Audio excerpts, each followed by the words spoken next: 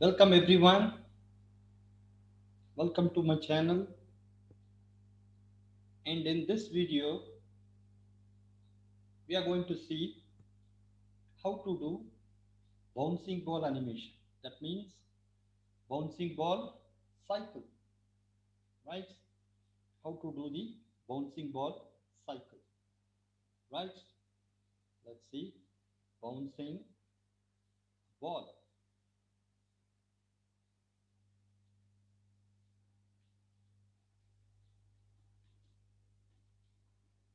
Bouncing ball. Increase the size. Okay. I will lock this layer. Create a new layer. I'm going to create one ball now.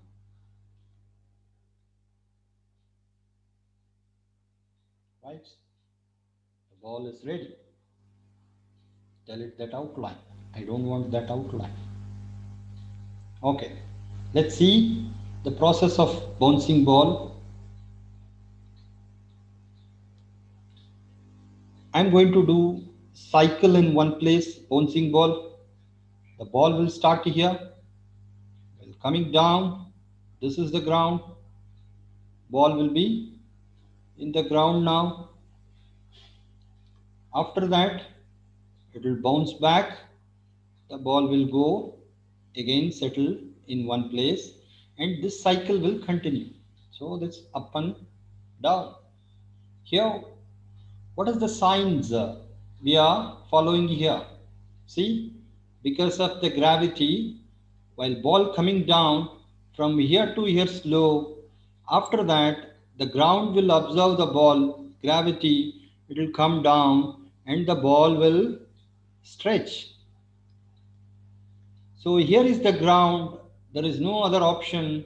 So automatically the pressure will come down, the ball will squash. After the squash, what happens? Ball will bounce back very fast. Same kind of stretch, but the distance is more. And then from here to here, slow.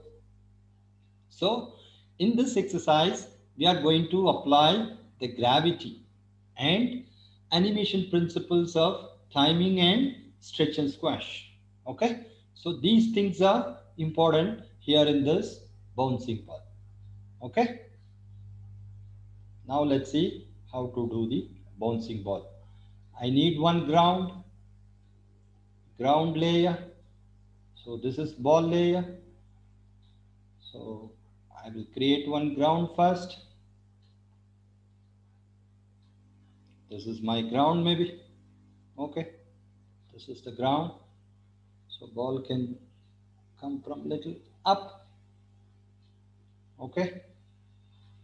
Now I'm going to animate it for 20 frames maybe. Okay, 20 frames length. So insert frame. Now you can see first ball is here.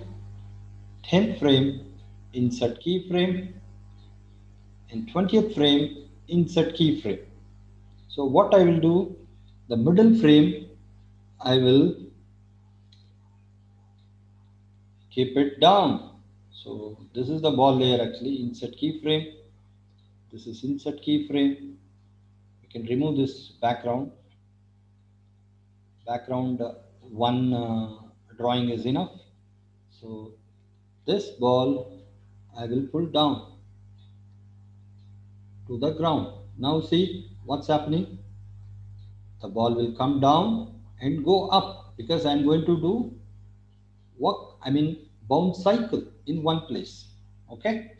Now see, to simplify, what I will do, I will connect this with now twins. See, this is not graphic, so I'm giving shape. See, now the ball will come smoothly up and down. But in animation, we have to do exaggeration. We have to give some timing and we need to do stretch and squash.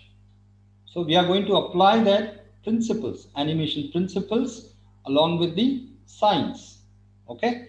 So what I will do, just one frame before, insert keyframe. See, whatever this off I'm doing, the same process I have to follow this off. So what I did here, I created one frame. So here also one frame, insert keyframe. After maybe two frames, insert keyframe. So after two frames, insert keyframe. See, simple. Now, as I said, this is touching in the ground. What's happening? We need to apply squash. See, so how we are going to apply the squash? So suppose if you have a normal ball here, you wanted to give a squash, then what happens? You are giving like this. That means whatever size you are giving pressure here, that much will extend this. So same principle when you apply stretch. This is the circle. Suppose you are applying stretch. So whatever percentage you are reducing here, that much you need to increase here. So you must apply because we can't change the size of the ball. Okay. So here I'm giving that pressure now. Squash. See, simply you can do the squash. Okay. And this one stretch because while coming down because of gravity the ball will stretch and I'm moving little bit up. Now the first half, see the first half, you can see the timing. See, ball should come slow to fast, right? See here, slow to fast. So this I'm going to apply up here, and then action is very fast, little bit come down, and then squash. See, the ball will come slow and it will become stretch closer to ground and then squash. So same reverse you have to apply here. Open onion skin, keep it one frame. After the squash, what happen? Ball will stretch, right? Stretch, but speed also will increase. So I need to increase the speed. Yeah. And then the ball will become speed is little less. Finally, now you can check the timing of this ball. See, speed to slow. So here what I do, I will come little down and here also little down. I will adjust the timing. See now fast to slow. But here slow to fast. Slow to fast. And see, when I say cycle, what happens? See, the 10th frame is the middle, 20th frame is the last, but after this, what happened? First frame should come, right? Now, see what's happening. The first and 20th frames are same place. For that, what I will do? I will create one more insert keyframe. I will remove this last 20th frame because this and first frame is same. So I'm removing this.